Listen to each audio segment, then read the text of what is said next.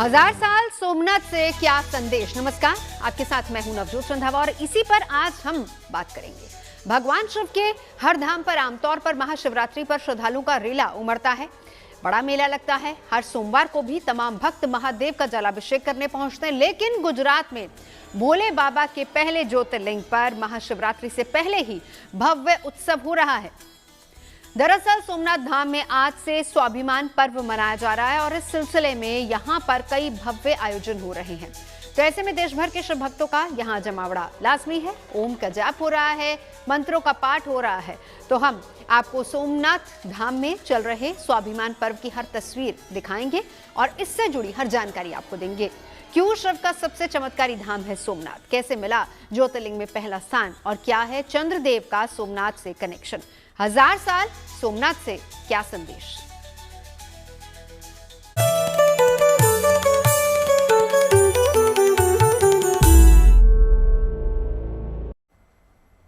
तो गुजरात के सोमनाथ धाम में स्वाभिमान पर्व मनाया जा रहा है और इस सिलसिले में यहां पर कई दिव्य भव्य आयोजन हो रहे हैं। देश भर से यहां पर श्रद्धालु जुटे हैं। धाम में डमरू वादन, शंखनाद हो रहा है। ये पर्व आज से शुरू हुआ है और 11 जनवरी तक चलेगा और इसमें खुद प्रधानमंत्री, जो कि सोमनाथ मंदिर ट्रस्ट के अध्यक्ष भी हैं, वो भी इस उत्सव का हिस्सा बनेंगे।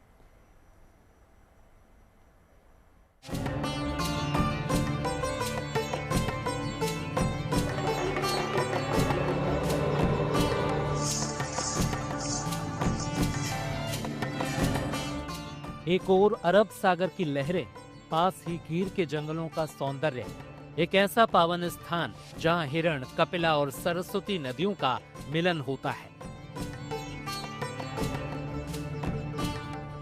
धर्म, संस्कृति और स्वाभिमान की अद्भुत गाथा समेटे शिव का ऐसा निवास जहां आकर साधक का मन ही नहीं, आत्मा भी पवित्र पावन हो जाती है। सोमनाथ, जिसका वर्णन ऋग्वेद, श्रीमद् भगवत गीता, शिव पुराण, स्कंद पुराण और महाभारत जैसे प्राचीन ग्रंथों में मिलता है, जिसे शिव के पहले ज्योतिर्लिंग का स्थान प्राप्त है। ये भगवान आशुतोष के सबसे चमत्कारी धाम की झलक है। सोमनाथ मंदिर का पिछला 1000 साल का इतिहास विनाश पर आस्था की विजय और निरंतर पुनरुत्थान की अद्भुत गाथा है। इस मंदिर पर हुए पहले बड़े हमले के 1000 साल और इसके आधुनिक पुनर्निर्माण के 75 साल पूरे होने पर देश सोमनाथ स्वाभिमान पर्व मना रहा है। इस पर्व के दौरान सोमनाथ मंदिर के प्रांगण में 2500 ऋषि कुमारों की ओर से मंत्रोच्चार और 72 घंटे तक अखंड ओंकार जाप किया जा रहा है। इस पर्व में 3000 ड्रोन से मेगा शो होंगे। साथ ही 1008 अश्वों की यात्रा इस पर्व के आकर्षण का अहम केंद्र होगा। इसी पर्व में शामिल होने के लिए प्रधानमंत्री मोदी भी सोमनाथ पहुंचेंगे। सोमनाथ स्वाभिमान पर्व में बड़ी संख्या में श्रद्धालुओं के सोमनाथ पहुंचने का अनुमान है।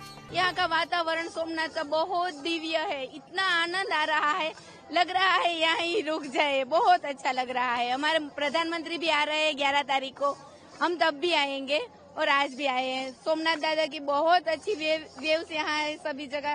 सोमनाथ आज पूरा भक्तिमय हो रहा है और पूरा यहाँ भक्तिमय वातावरण है और हम 11 तारीख को भी नरेंद्र मोदी जी खुद यहाँ आ रहे हैं, तो हमारे लिए खूब ये गर्व की बात है।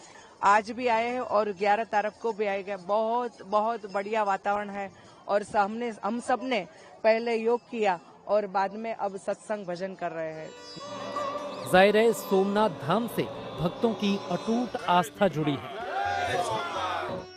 कहा जाता है कि राजा दक्ष ने अपनी 27 पुत्रियों में से रोहिणी से अधिक प्रेम करने के कारण चंद्रदेव को कमजोर होने का श्राप दिया था, जिससे मुक्ति पाने के लिए चंद्रदेव ने शिव जी की तपस्या की और यहाँ शिवलिंग की स्थापना की। इसी तप से प्रसन्न होकर शिव जी यहाँ ज्योतिर्लिंग रूप में विराजमान हुए और चंद्रदेव को वरदान दिया।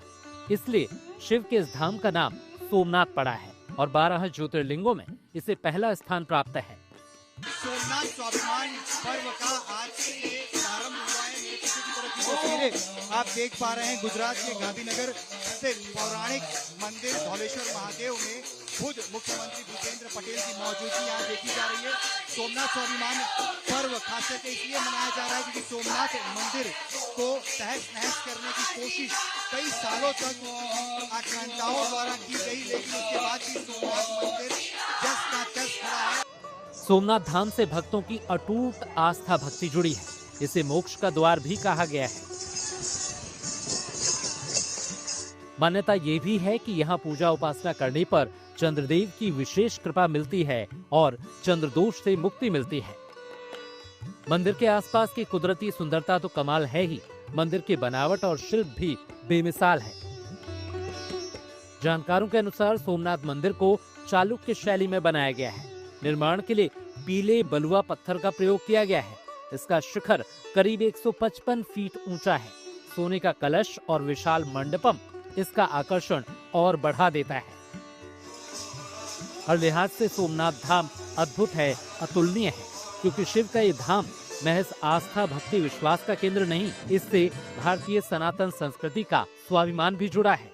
इसलिए सोमनाथ स्वाभिमान पर्व के जरिए पूरे संसार को विनाश पर सृजन और आस्था की विजय का संदेश दिया जा रहा है। सोमनाथ से दिलीप भाई मोरी और गांधीनगर से अतुल तिवारी के साथ bureau report, good news today.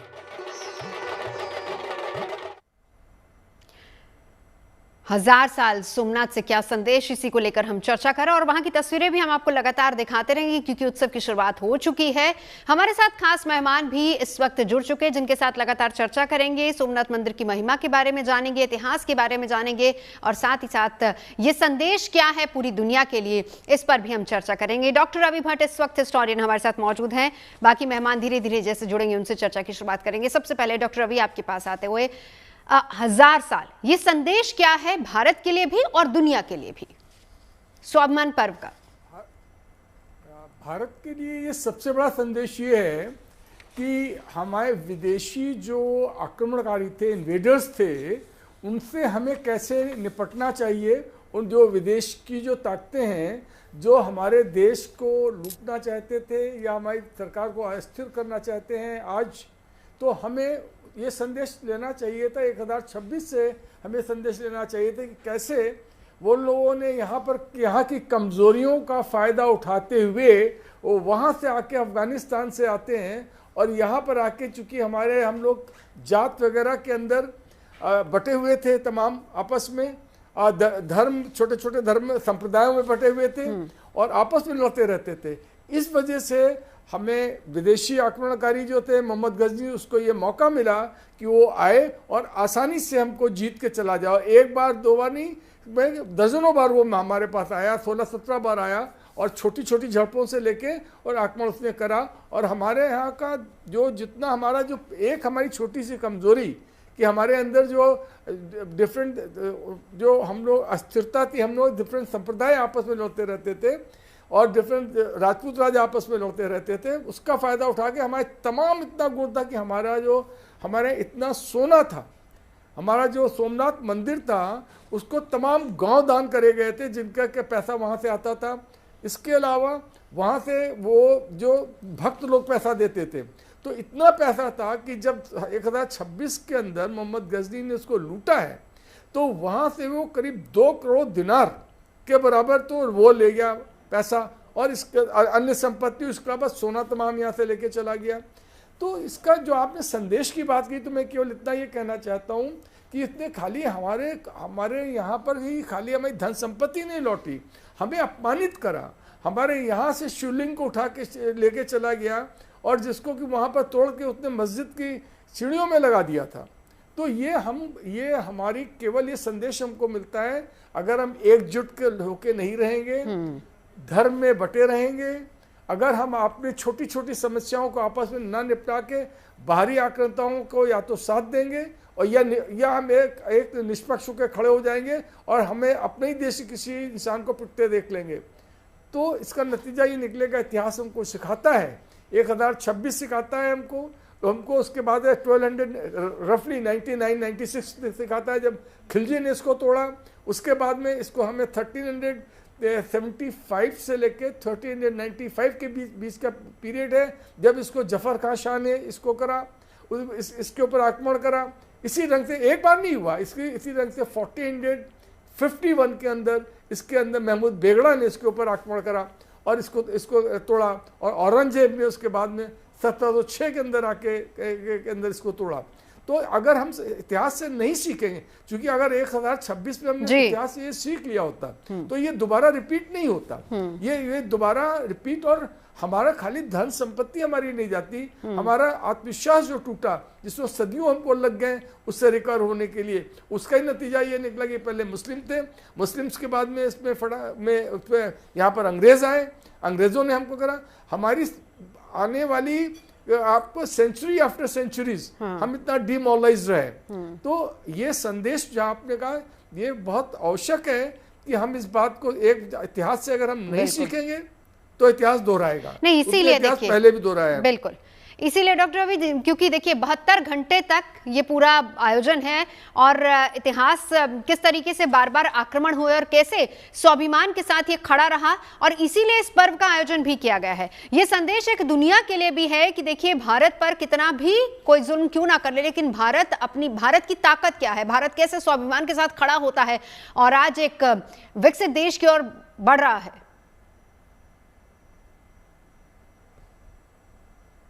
जी देखिए, आप आगे कोई भी देश तभी बढ़ेगा जब उस देश के अंदर राजनीतिक स्थिरता होगी। अगर राजनीतिक स्थिरता नहीं होगी तो उस देश के अंदर ना ही व्यापार बढ़ेगा, ना ही उसके अंदर कहना चाहिए ज्ञान बढ़ेगा, ना ही एकेडमिक्स में कोई तरक्की होगी। तो ये एक बहुत ध्रुव सत्य है, this is the gospel truth, ये शाश्वत सत्य है ये। और इसकी वजह से ये बहुत आवश्यक है कि अगर हमको विकास की राह पे आगे चलना है तो हमको ये छोटे छोटे जो आपसी मनमुटाव में झगड़े हैं, और अगर हम उसको झगड़े भी नहीं कहेंगे, हमारे जो स्वार्थ हैं, जब हमारा स्वार्थ किसी एक पार्टी का स्वार्थ हो जाता है तो खामखा के लिए दूसरी पार्टी को गिराने की कोशिश करती है। मैं राजनीतिक बयान नहीं दे रहा हूँ, पर मोटे तौर पर यह बात बता रहा हूँ। आप राजनीति करिए, आपको सत्ता में आने का किसी भी पार्टी को पूरा हक है, लेकिन आप उसकी अपने देश की एकता की कीमत पे मत आइए। आप देश का जहां पर हित हो तो वहां पर देश के अनहित की कीमत पर आप सत्ता में आने का प्रयास कृपया न करें, क्योंकि ये वैसे ही हो गया है कि अपने माँ बाप को गाली देके घर से बाहर निकाल देना और घर पे बैठ जाना, घर का मुखिया बन जाना। आप घर के मुखिया बन जाएंगे, पर क्या आप क्या आगे तरक्की कर पाएंगे? क्योंकि आपने अपने बच्चों को ही क्या लेसन आप क्या उदाहरण उनके सामने रख रहे हैं, या आपने अड़ोस पड़ोस में गया, अड़ोस पड़ोस आपसे ठीक से व्यवहार नहीं करेगा। तो आप सत्ता में आने का प्रयास करिए। हर व्यक्ति को, हर पार्टी को इस बात का हक है कि वो आए, लेकिन देश के हितों की कीमत पे आने का प्रयास अगर कोई करेगा तो फिर वही होगा जो कि 1026 में हुआ, 1299 में हुआ, 1395 के अंदर हुआ, और उसके बाद में 1451 में हुआ। तो ये जो हुआ ये दोबारा रिपीट होगा। बिल्कुल। डॉक्टर रवि, देखिए सोमनाथ मंदिर अब एक ऐसा मंदिर जहां जब भी विदेशी आक्रांताओं ने हमले किए हैं, जीत हमेशा आस्था और भक्ति की हुई है। हम यहाँ केवल इसको आस्था और भक्ति तक ही सीमित रखेंगे, या हम देश के स्वाभिमान से भी इसको सीधे तौर पर जोड़ेंगे? यहाँ से चर्चा को आगे बढ़ाऊंगी, लेकिन इसी के साथ साथ हमारे तमाम और खास मेहमान भी जुड़ चुके हैं, उनको भी इंक्लूड कर लेते हैं। आचार्य बद्री जी महाराज हमारे साथ कथावाचक हैं, डॉक्टर रवि भट्ट तो हमारे साथ लगातार हिस्टोरियन जुड़े ही हुए हैं, उमेशानंद महाराज जी भी हमारे साथ जुड़ चुके हैं जूना अखाड़ा से। साथ ही साथ योगी देवनाथ भी इस वक्त कन्वीनर हैं हिंदू राष्ट्र संघ के, आप हमारे साथ जुड़ चुके हैं। सबसे पहले आप ही के पास आऊंगी, हालांकि डॉक्टर रवि से चर्चा चल रही थी, लेकिन इस बीच योगी देवनाथ जी, अभी फिलहाल कार्यक्रम कौन कौन से वहां पर चल रहे हैं, कितने दिन का कार्यक्रम होना है, एक बार जरा बता पाएं कि इस वक्त क्या कुछ हो रहा है वहां पर? सभी दर्शकों को हर हर महादेव, जय सोमनाथ। देखिए, ये 1000 साल की महादेव की गाथा है और प्रसन्नता हो रही है कि सोमनाथ महादेव के ऊपर कई आक्रमण हुए, विधर्मियों द्वारा महादेव को गिराने का प्रयास हुआ, लेकिन ये सनातन शाश्वत है, न कभी गिरा और न कभी गिरेगा। खूब गिराने के प्रयास हुए और सोमनाथ महादेव आज शान से अपनी भगवा ध्वज लहरा रहा है, और हमें ये प्रसन्नता है कि हम उस सनातन धर्म के अंदर, उस परंपरा के अंदर आज जन्म हुआ है। बहुत से आक्रमण हुए, बहुत से अत्याचार हुए, फिर भी जो सनातन है वो कभी किसी से ना मिटा है ना मिटेगा। और आज सोमनाथ महादेव आप देख रहे हैं कि 1000 साल के बाद आज हजारों कलाकारों के द्वारा, और जहां भी हिंदू देश और दुनिया के अंदर बसता है वो सोमनाथ महादेव में आस्था रखता है। और आज हजारों कलाकारों के, हजारों लोगों के माध्यम से ये कई दिन प्रोग्राम चलेगा और चल रहा है, और इसका हमें सभी को गौरव है। बिल्कुल। चलिए यहाँ से उमेश आनंद जी, अब मैं आपके पास आऊंगी क्योंकि तस्वीरें लगातार हम दिखा ही रहे हैं। संदेश क्या जाता है? 1000 साल हो रहे हैं, स्वाभिमान पर्व के तौर पर इसको मनाया जा रहा है। 72 घंटे तक नॉन स्टॉप वहां पर कार्यक्रम भी होंगे, भजन कीर्तन वहां होंगे, अलग अलग जगहों से कलाकार भी वहां पहुंचे, भक्त भी वहां पर लगातार पहुंच रहे हैं। उमेश आनंद जी, देखिए, ये हमारे लिए बड़ी गर्व की बात है कि सोमनाथ मंदिर को 1000 वर्ष हो रहे हैं।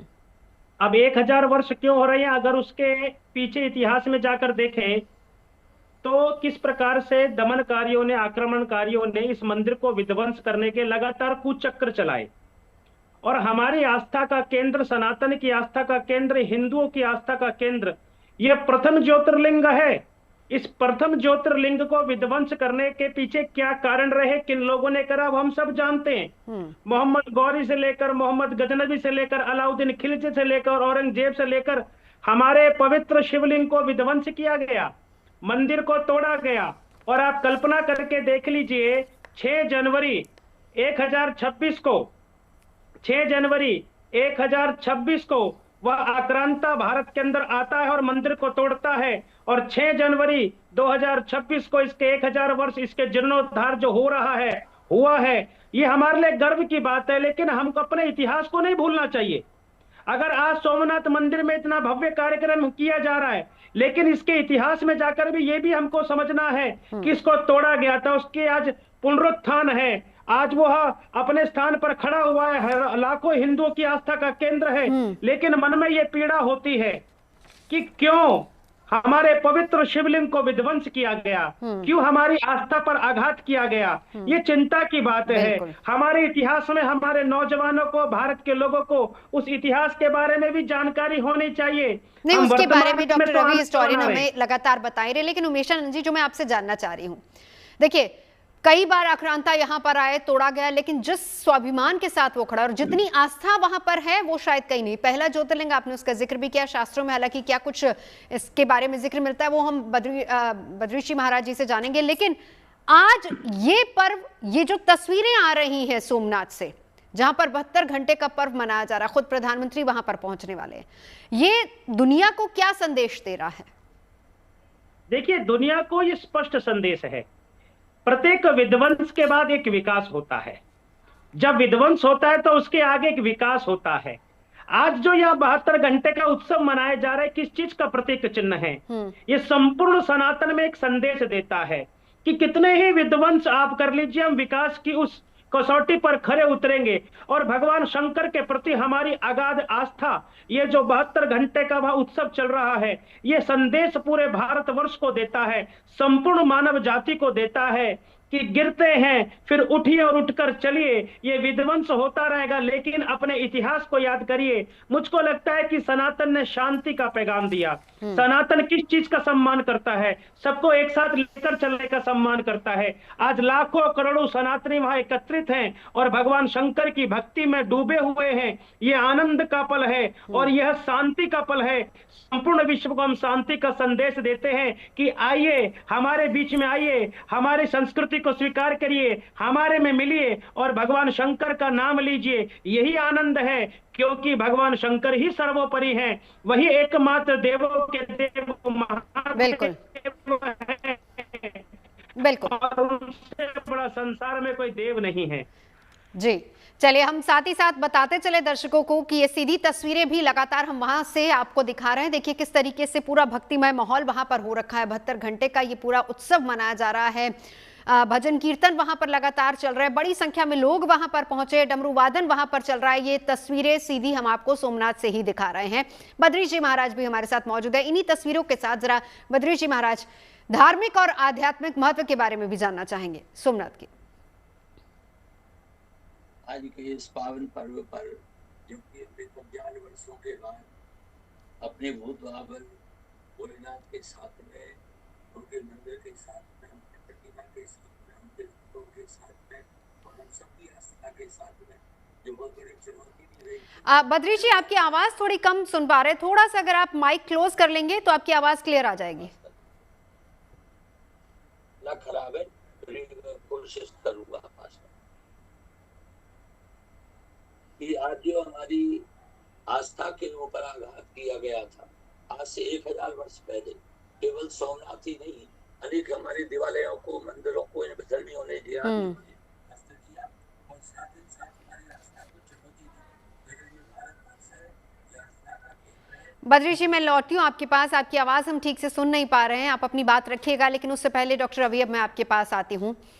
उस संदेश को समझने की कोशिश है और हमारे साथ उमेशानंद जी भी मौजूद हैं। जो बात निकल कर आती, देखिए आस्था का केंद्र है, ये एक बात है, लेकिन इसी के साथ साथ किस तरीके से ये, अगर हम कहें स्पेशली सोमनाथ की बात करें, अपनी संस्कृति की बात करें, एकता का संदेश और भाईचारे का संदेश जो दुनिया को दे रहे हैं, और यहां से वो संदेश जाता है। डॉक्टर रवि, मेरी आवाज आप तक आ रही है? अब आवाज आ रही, बीच में ड्रॉप हो जाती है जी। मेरी, अगर आपने सवाल सुन लिया तो आप अपना जवाब रख सकते हैं, नहीं तो मैं सवाल रिपीट कर दूं। रिपीट कर दीजिए जी। मेरा सवाल ये है कि हम उसी पर बात कर रहे थे, हालांकि आप इतिहासकार, आपने बताया कि किस तरीके से सोमनाथ को बार बार टारगेट किया गया, लेकिन आज स्वाभिमान पर्व 1000 साल मनाने का मकसद यह है कि दुनिया को यह दिखाना कि कैसे भारत खड़ा है स्वाभिमान के साथ, एकता के साथ, और कैसे सनातन संदेश दे रहा है दुनिया को। केवल हम आस्था तक इसको सीमित रखें या इसका दायरा उससे भी कहीं ज्यादा है? देखिए, आस्था आपको, जब आपकी आस्था जो होती है उसको आप जगा लेते हैं, जैसे कहते हैं मंत्र को जगाना, इसलिए आस्था को आप जगा लेते हैं तो आपके अंदर आप आत्मविश्वास से भर जाते हैं। जब आप आत्मविश्वास भरते हैं तो ये संदेश अपने आप पूरे विश्व को जाता है। जो लोग भी उसको देखते हैं, चाहे आप घर के अंदर हैं तो आपके अड़ोस पड़ोस, आपका शहर, आपका देश है और विश्व, आपकी जितनी रीच है, जिस व्यक्ति की या जिस संस्थान की या जिस देश की जितनी रीच है, जहाँ तक लोग उसको देखते हैं, उनको ये संदेश जाता है कि अब ये आत्मविश्वास से भरपूर ये लोग हैं, और आत्मविश्वास से भरपूर लोग ही, और आत्मविश्वास से भरपूर ही समाज या देश कोई ऐसा काम कर सकता है जिससे कि वो सफलता की अंतिम अनंत ऊंचाइयों तक पहुंच सके। तो ये संदेश जाता है कि अब हिंदुस्तान जो है, अब जो भारतवर्ष जो है, वो अपने विकास के पथ पे चल चुका है, उसके अंदर आत्मविश्वास है। और ये जो मनाया जा रहा है, इसका एक लाभ ये अवश्य है कि आपको पूरे विश्व को ही नहीं, देश के अंदर भी संदेश जा रहा है लोगों को कि हम जो है अब वो नहीं है जो हम आज से 150 साल पहले हुआ करते थे, हम अब वो नहीं जो आज से 500 साल पहले हुआ करते थे, हम अलग हैं। तो then you also please treat me differently, मतलब ये मैसेज जाती है लोगों को भी कि डोंट टेक, हमें उस ढंग से आप मत लीजिए जैसा कि आप पहले लिया करते थे। बिल्कुल। बद्री जी महाराज, मेरी आवाज आप तक आ रही है? आ रही है क्या? जी जी बिल्कुल, अब सुन पा रहे हैं। बद्री जी महाराज, अपनी बात रखिए। मैं निवेदन कर रहा था कि अब तक आक्रांताओं ने भले ही आज से 1000 वर्ष पहले हमारे केवल सोमनाथ मंदिर को ही नहीं, अनेक मंदिरों को, हमारी आस्था को, हमारी भक्ति को और हमारे अरमानों को कुचला, लेकिन उससे और दूने और सोगने उत्साह के साथ ये भारतवासी कभी भी पीछे नहीं हटे, निराश नहीं हुए, हताश नहीं हुए। और आज 1000 वर्ष के बाद हम उसी अस्मिता को, अपने उसी स्वाभिमान को, अपनी उसी, चाहे वो भगवत भक्ति हो, राष्ट्रभक्ति हो, सभी को फिर पुनरुज्जीवित करके आज पूरे मनोत्साह के साथ 72 घंटे का ये महान उत्सव मना रहे हैं। केवल सोमनाथ में ही नहीं बल्कि सारे विश्व में जहाँ जहाँ हमारे सनातनी हैं, आज बड़े उत्साह से और बड़े प्रेम पूर्वक आज अपनी अस्मिता को, अपने पूर्वजों के बलिदान को याद करते हुए, क्योंकि जो आक्रांता आए ये वस्तुतः बिल्कुल कृतज्ञ है, मानवीयता से बिल्कुल शून्य है, जबकि इनका भी इष्ट चंद्र है, चंद्रदेव का ये अपना चिन्ह धारण करते हैं।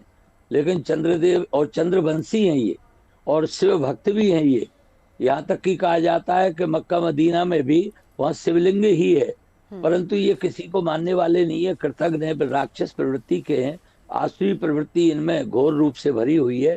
तथापि आज हमारे भारत की इस संप्रभुता को आप देखिए कि इन्होंने, यदि पाकिस्तान बना किसी धर्म के नाम पर, फिर भी जो भी मुस्लिम यहाँ रह गए उनका हमने सम्मान किया, और जो भी अतिथि रूप में आए, किसी भी धर्म के लोग आए, सबका भारतवर्ष ने सम्मान किया। लेकिन सबसे ज्यादा पीठ में छुरा इन्हीं लोगों ने, जिहादियों ने भोंका, और आज भी वो पीछे नहीं हट रहे।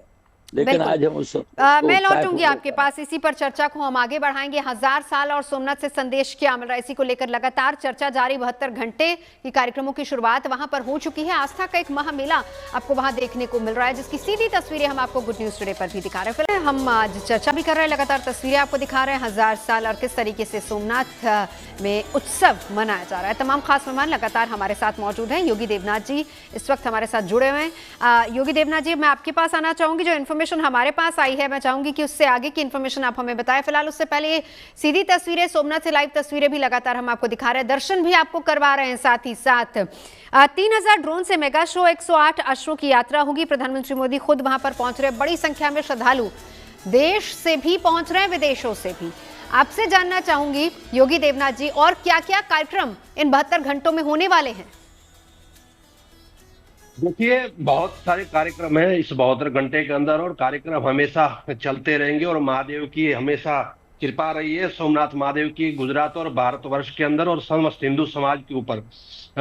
जब भी छोटी मोटी कोई भी देश के ऊपर संकट आया हो तो महादेव से प्रार्थना की है, तो महादेव हमेशा आशीर्वाद दिया है, और सदियों से महादेव हमें आशीर्वाद प्रदान करते आ रही है। देखिए, भारत सोने की चिड़िया थी, और कुछ आतंकवादियों ने बीच में हमें गिराने का प्रयास किया, लेकिन ये सनातन है और सत्य है और हमेशा रहने वाला है। और हम वापिस आज पुनः वापिस खड़े हो गए हैं।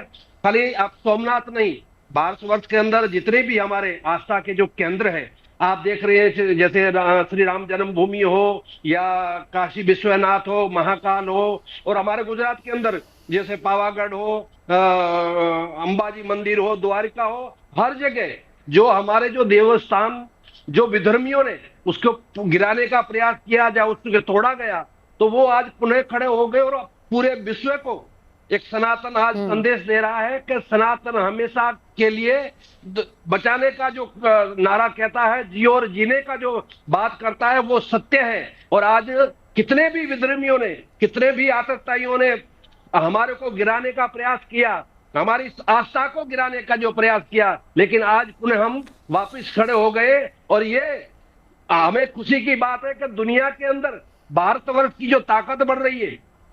देखिए, आस्था क्या होता है? आस्था मन का विश्वास होता है। जब आपके अंदर एक विश्वास प्रकट हो जाता है, विश्वास पैदा हो जाता है, तो आप असंभव से असंभव कार्य संभव कर सकते हैं।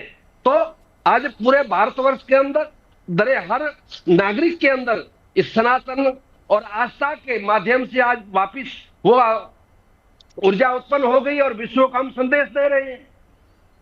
बिल्कुल।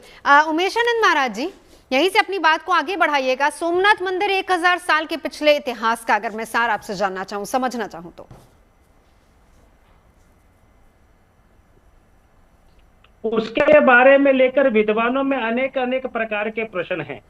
लेकिन हम अगर प्रमाणिक तौर पर माने तो हम यही मानते हैं कि जो चंद्रदेव थे, चंद्रदेव को राजा दक्ष के द्वारा जो श्राप मिला, उस श्राप की मुक्ति के लिए देवताओं के और ब्रह्मा जी के कहने पर प्रभास तीर्थ, उनको कहा गया कि प्रभास तीर्थ में जाकर आप भगवान शंकर का शिवलिंग बनाकर तपस्या करो। उस प्रभास तीर्थ को आज हम लोग सोमनाथ तीर्थ के नाम से जानते हैं। भगवान शंकर का प्रकटीकरण हुआ, वो चंद्रदेव की तपस्या से प्रसन्न हुए और उनको आशीर्वाद देकर जो श्राप था उससे उनको मुक्ति मिली, और चंद्रदेव के आह्वान पर वो वह शिवलिंग के अंदर स्थापित हो गए। तो आप कल्पना करके देख लीजिए कि सतयुग से इस शिवलिंग का महत्व, जिसको प्रथम ज्योतिर्लिंग बोलते हैं। और यहां तक भी कहा जाता है कि भगवान श्री कृष्ण ने श्यामंतक नाम की मणि को शिवलिंग पर स्थापित किया था, जो प्रतिदिन 77 केजी सोना का निर्माण करती थी। और आप कल्पना करके देख लीजिए, जब वह आताताई आक्रांता उस मंदिर में आया था और उसके सैनिक जब मंदिर के अंदर प्रवेश करते तो वो देखते हैं कि वो शिवलिंग बीच में हवा में उड़ रहा था, वो स्थापित नहीं था, ना वो ऊपर जा रहा था, वो बीच में हवा में स्थापित था। तो वो आताताई और वो आक्रांता देखकर निश्चित तौर पर उनको आश्चर्य हुआ, भाई ये क्या हो गया। तो आप कल्पना करके देख लीजिए, जिसको हम लोग मैग्नेटिक पावर बोलते हैं, वह शिवलिंग लोहे का था और मैग्नेटिक पावर के द्वारा वो बीच में अपनी स्थिरता को स्थिर प्रदान करता था। तो आप कल्पना करके देख लीजिए कि भूगोल और विज्ञान के मामले में हम कितने थे। और हमने तो यहां तक पढ़ा है कि मंदिर के बाहर एक स्तंभ है और स्तंभ पर एक जानकारी लिखी है कि मंदिर के दक्षिण ध्रुव, जो मंदिर से दक्षिण ध्रुव तक का जो मार्ग है, उसके बीच में कोई भी पर्वत नहीं है, कोई भी कठोर भूमि नहीं है। अब आप कल्पना कर लीजिए, सतयुग की मैं बात कर रहा हूं और उस समय का भूगोल कितना पावरफुल था, उस समय का विज्ञान कितना पावरफुल था। इसलिए हम सब बोलते सनातन मतलब विज्ञान, सनातन मतलब ब्रह्मांड, सनातन को अपने आप में विज्ञान बोलते हैं। इसलिए इस मंदिर का आध्यात्मिक महत्व है, धार्मिक महत्व है, इस मंदिर का भौगोलिक महत्व है, वैज्ञानिक महत्व है। इसलिए जितने भी आताताई आए, एक प्रश्न और मेरे मन में आता है कि भाई इस मंदिर को लेकर जितने भी आताताई आए, उनके मन में ऐसा क्या प्रश्न था कि सब इसको लूटने के लिए आए। मोहम्मद गौरी हो गया, मोहम्मद गजनवी हो गया, अलाउद्दीन खिलजी हो गया, औरंगजेब आए, सब आए, सबने लूटा। और यहां तक तो कहते हैं कि मोहम्मद गजनवी तो 20,000 ऊंटों को लेकर आया था, 20,000 ऊंटों को लेकर आया था और मंदिर में लूटपाट कर उन 20,000 ऊंटों पर इतना सोना लादा कि वो महीने भर तक, 6 महीने तक तो उनको जाने में समय लगा। आप कल्पना करके देख लीजिए कि हमारे मंदिर धनाढ्य का केंद्र थे, अध्यात्म का केंद्र थे, विज्ञान का केंद्र थे, और आज वो जो पर्व बनाया जा रहा है उसकी पुनरावृत्ति है, पुनरुत्थान है, हमारी संस्कृति का हमें गर्व है। और मैं पुनः आपको एक चीज बोलता हूं, हर विध्वंस के बाद एक विकास होता है। सनातन ने सबको यही कहा है कि विकास के मार्ग पर चलो, सबको साथ लेकर चलो, और उसका प्रतीक चिन्ह ये है। बिल्कुल। डॉक्टर रवि, यहीं से अपनी बात को आगे बढ़ाइएगा, जरा सोमनाथ मंदिर के शिल्प की खूबियों के बारे में भी जानना चाहेंगे आपसे। देखिए, सोमनाथ मंदिर का जो अभी नया बना है उसकी खूबी के बारे में तो मैं आपको नहीं बता पाऊंगा, लेकिन सोमनाथ मंदिर के बारे में जब आप बात करते हैं, उसकी हमें एक तो होता ना जैसे टेंजिबल भौतिक उसकी जो दिख रही है, पर और एक होती है उसका जो इनटेंजिबल। सोमनाथ मंदिर की टेंजिबल के साथ उसके जो इनटेंजिबल उसके जो फीचर्स हैं, उसकी जो क्वालिटीज़ हैं, उसका आप देखिए कि अमूर्त जिसे कहते हैं, अमूर्त उसका प्रभाव इस देश के जनमानस के पटल पे इतना अधिक था कि जितनी बार भी इसको कहना चाहिए नष्ट किया गया, 725 में जब किया गया तो उसके फौरन बाद इसको 815 के अंदर द किंग नागभट्ट ने इसको बनवाया। उसके बाद में दोबारा जब इसका ये हुआ, अहल्याबाई ने 18वीं सेंचुरी के अंदर इसको बनाया। और इसी ढंग से आज हम जब बैठे हैं यहाँ पर, आने वाली पीढ़ियाँ इसको बताएंगी कि ये जो भव्य मंदिर बना है उसको इस समय 2026 के अंदर किसने बनाया, ये इतिहास के अंदर हमेशा के लिए लिखा जाएगा। बिल्कुल बिल्कुल। और ये क्षण, ये पल भी बहुत अहम है। 72 घंटे के उत्सव की एक तरीके से वहां शुरुआत हुई है। बद्रीशी महाराज, अब मैं आपके पास आना चाहूंगी।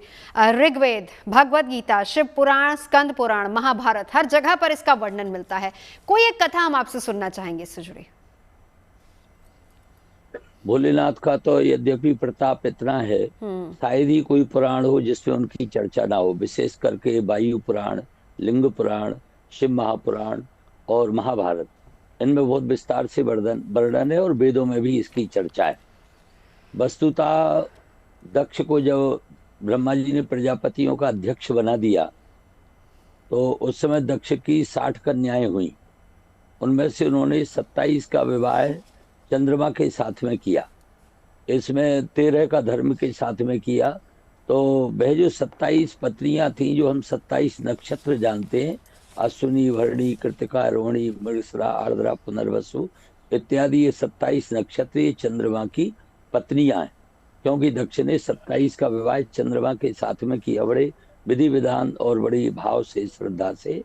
लेकिन चंद्रमा का सबसे ज्यादा रुझान 27 पत्नियों में रोहिणी की तरफ रहा। बीच बीच में उन सब बहनों ने शिकायत की पिताजी से, उन्होंने बुलाकर चंद्रदेव को समझाया और फिर चंद्र ने उस हरकत से बाज नहीं आए। फिर चंद्रदेव की शिकायत आई, फिर उन्होंने समझाया। कई बार समझाने पर भी जब चंद्रदेव नहीं माने तब जाकर के प्रजापति दक्ष क्रुद्ध हो गए। उन्होंने कहा जाओ तुम्हें क्षय रोग हो जाए, जिसको आजकल हम टीबी कहते हैं। अब वो बड़े परेशान हो गए और यहाँ तक कि सब जितना भी देव समुदाय है वो भी बहुत चिंतित हो गया। सभी मिलकर के फिर ब्रह्मा जी के पास में गए। यदि चंद्रदेव स्वस्थ नहीं हुए, क्योंकि ये प्रकृति के देवता हैं, तो सारी प्रकृति के ऊपर असंतुलन होता जा रहा है। तो उन्होंने जाकर के फिर भोले बाबा के पास प्रार्थना की कि भूत भावन भोलेनाथ आप कृपा करिए, कोई ना कोई ऐसा उपाय बताइए कि इनका यह रोग दूर हो जाए। ब्रह्मा जी को प्रेरणा हुई और ब्रह्मा जी ने उनसे कहा कि तुम जाकर के भूत भावन भोलेनाथ की शिवलिंग की स्थापना करो और तपस्या करो।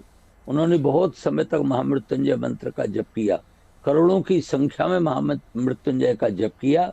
तब जाकर के अंततो गत्वा भूत भावन भोलेनाथ प्रसन्न हुए। और जब चंद्रदेव ने अपनी जो भी व्यथा थी वह भूत भावन के चरणों में प्रेषित की, भूत भावन ने बड़ी गंभीरता से विचार किया। उन्होंने कहा देखो चंद्रदेव, एक ऐसे महापुरुष ने आपको शाप दिया है, वो भी अकारण नहीं, एक विशेष कारणवश। आपको किसी एक पत्नी से स्नेह करके अन्य का तिरस्कार नहीं करना चाहिए था। तो मैं उस शाप को दूर तो नहीं कर सकता, लेकिन उसमें कुछ कमी ला सकता हूँ, उसको घटा सकता हूँ। तो उन्होंने इसको छोटा कर दिया कि तुम 15 दिन तक बढ़ोगे, 15 दिन तक घटोगे, लेकिन वो क्षय का जो रोग है वह केवल एक नाम मात्र का तुम्हारे लिए भाषित होगा। और तब जा करके फिर चंद्रदेव ने वहां पर भोलेनाथ की जहाँ प्रतिष्ठा की थी, जहाँ उनका अर्चन करके उनको प्रसन्न किया था, भोले बाबा प्रसन्न होकर के बोले कि मुझसे तुम जो चाहो वरदान मांग लो।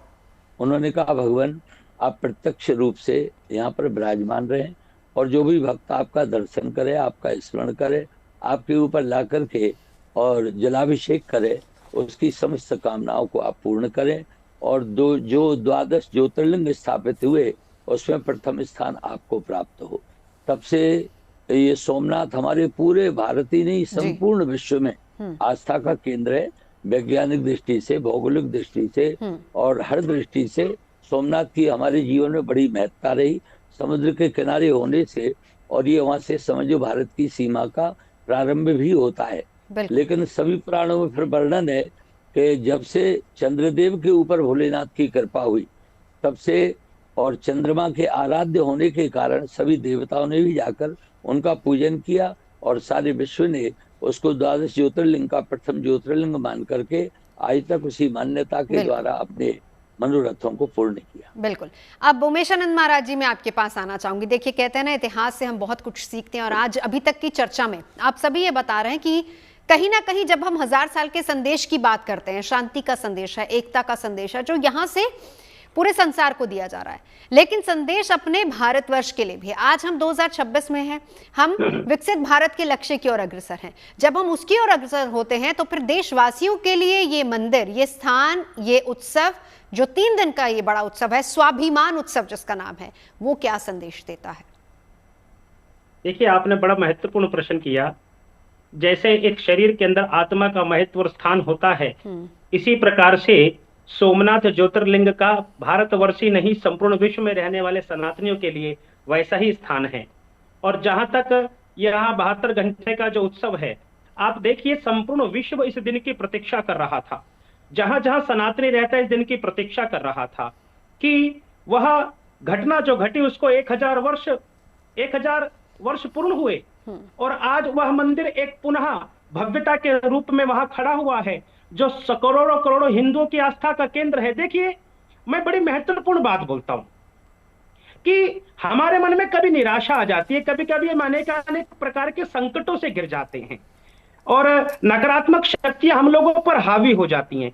तो मैं उन सभी लोगों से निवेदन करता हूं कि जब आपके ऊपर कोई नकारात्मक शक्ति हावी हो, नकारात्मक विचार आप पर आ जाएं, आपके आसपास कोई नकारात्मक लोग एकत्रित होकर आपकी गति को अवरुद्ध करें, तो मैं सबको बोलूंगा कि आप लोगों को सोमनाथ की कथा को सुनना चाहिए, सोमनाथ के इतिहास को आपको पढ़ना चाहिए कि कितनी बार विध्वंस होकर वह अपने पुनरुत्थान की ओर आया और आपको मैं एक चीज और बोलता हूं कि सरदार वल्लभ भाई पटेल को सारा श्रेय जाता है। सरदार वल्लभ भाई पटेल के आजादी के बाद ये सारा श्रेय उन्हीं को जाता है कि आपके प्रयासों के कारण से यह मंदिर भव्य रूप लिया। और देखिए, उनके इस निर्णय का विरोध जवाहरलाल नेहरू जी ने कर दिया था कि एक धर्मनिरपेक्ष राष्ट्र के अंदर इस पुनरुत्थानवादी नीति का मैं समर्थन नहीं करता, लेकिन उन्होंने उनकी बात को इग्नोर करते हुए और उनके साथ कन्हैयालाल मुंशी जी हुआ करते थे, उनके साथ संपर्क कर जब ये मंदिर बन रहा था और मंदिर बन गया और सरदार वल्लभ भाई पटेल का शरीर शांत हो गया, तो कन्हैयालाल मुंशी जी ने देश के प्रथम राष्ट्रपति डॉक्टर राजेंद्र प्रसाद से बात कर इसके अंदर शिलान्यास का कार्यक्रम कर इस मंदिर का जीर्णोद्धार का काम प्रारंभ कराया। मैं ये बोलना चाहता हूं प्रत्येक भारतवर्ष को, याद करिए, उन सब देशों को याद कीजिए जिन लोगों ने अपने इतिहास को विस्मृत कर दिया, भुला दिया, वो संस्कृति सभ्यता विलुप्त हो गई और वो राष्ट्र भारत, जिसको भारतवर्ष पुण्य भूमि बोलते हैं, वह आज भी उत्कर्ष है क्योंकि हम अपने इतिहास को याद करते हैं। हमारे मन में वो इतिहास रहेगा। जब जब इतिहास हमारे मन में रहता है तो वर्तमान के अंदर सोमनाथ का ये भव्य मंदिर हमारे हृदय में विराजमान है। इसलिए मैं संपूर्ण विश्व को एक संदेश देता हूं कि आइए, गले लगाइए, मिलिए। भारत ने सबको स्वीकार किया, विध्वंसकारी नीतियों को छोड़ दीजिए, पुनरुत्थान की ओर बढ़कर भारत को एक बनाइए और सोमनाथ के इतिहास को पढ़िए और अपने जीवन में अंगीकृत कर भगवान भोलेनाथ का नाम लीजिए। बोलिए हर हर महादेव। बिल्कुल डॉक्टर रवि, अब आपके पास आना चाहूंगी, यही सवाल मैं आपसे करना चाह रही हूँ। देखिए, आज हम 2026 में हैं, 2047 के लक्ष्य हमारे सामने है और जब हम इतिहास को देख रहे हैं, इतिहास को पढ़ रहे हैं, स्वाभिमान के पर्व को मनाया जा रहा है, ये हमारे लिए कितना बड़ा संदेश है, कैसे ये हमारे उस लक्ष्य को पूरा करेगा? मैं एक बहुत मूलभूत प्रश्न एक समस्त लोगों से करना चाहूँगा कि आप दुनिया में हर एक को ये बात मालूम है, धर्म का महत्व, धर्म अस्तित्व होना अच्छी बात है, भगवान है कि नहीं है, इस पर डिबेट हो सकती है, पर इस पर कतई डिबेट नहीं हो सकती है कि जब भगवान को मानने से हमारे अंदर जो आत्मविश्वास बढ़ता है, जो हमारे अंदर जो शक्तियाँ आती है, उससे हम अभूतपूर्व कार्य कर सकते हैं। इसलिए धर्म जीवन में बहुत आवश्यक है। ठीक है, नंबर 1। नंबर 2, आप एक बात कभी देखिए, पूरे हिंदुस्तान के में आप देखिए, चाहे वो कैथलिक्स, मैं हिंदुस्तान की बात कर रहा हूँ, क्रिश्चियंस, मुगल्स, ये इंडिया के नहीं है, पर अगर उनके धार्मिक स्थलों पर आप नज़र डालें, किसी भी आप शहर चले जाएं और आप देखें कि उनके धार्मिक स्थल कितने भव्य बड़े हैं, जो कोई 500 साल पहले बना, कोई 400 साल पहले बना, एक दो नहीं, आप छोटे शहर का कोई आप बहुत ही 3 टियर शहर के अंदर जाइए, आप दिल्ली जाइए, आप बॉम्बे जाइए, कलकत्ता जाइए, वहाँ पर चर्चेस को जाके आप देखिए कितने ग्रैंड बने हुए हैं, मस्जिदें कितनी बड़ी ग्रैंड बनी हुई हैं। और हिंदुस्तान के जो हिंदुओं के जो धार्मिक स्थान है वो मुश्किल से गिने चुने जो बड़े मुश्किल भव्य बने हैं। अब ये दोबारा जो हिंदू रिवाइवल की जो लहर आई है, ये फॉर्चुनेटली, ये सौभाग्य से जो आई है, तो अब आप देखिए, जब चाहे बनारस में बन रहा हो, चाहे आपको ये सोमनाथ में बन रहा है या और तमाम शहर, प्रयागराज है, सब जगह जो बन रहा है, तो मैं समझता हूँ कि हम लोगों ने जो अपनी धार्मिक आस्था को पूरा सम्मान पहले नहीं दे पा रहे थे या कहीं अपना ध्यान केंद्रित नहीं कर पा रहे थे। ठीक है, अब हमारी जो उसके ऊपर ध्यान हम जब केंद्रित कर रहे हैं, तो ये जो धार्मिक हमारे जो स्थान जितने भव्य बनेंगे, जितने बड़े बनेंगे, उतने ही ज्यादा धर्म के प्रति हमारी आस्था होगी। जितनी हमारी धर्म के प्रति आस्था होगी, हमारा आत्मविश्वास बढ़ेगा और भारत उतना ही प्रगति करेगा। बिल्कुल। चलिए, इसी नोट के साथ तमाम खास मेहमानों का साथ जोड़ने के लिए बहुत बहुत शुक्रिया। 1000 साल संदेश क्या है सोमनाथ की धरती से पूरे संसार के लिए, वो हमने जाना। आस्था एक तरफ, लेकिन साथ ही साथ इतिहास को देखते हुए बहुत कुछ सीखने समझने की भी जरूरत है। यहाँ से तस्वीरें लगातार दिखाते रहेंगे, वहाँ के उत्सव की लगातार तमाम तस्वीरें आप तक लाएंगे।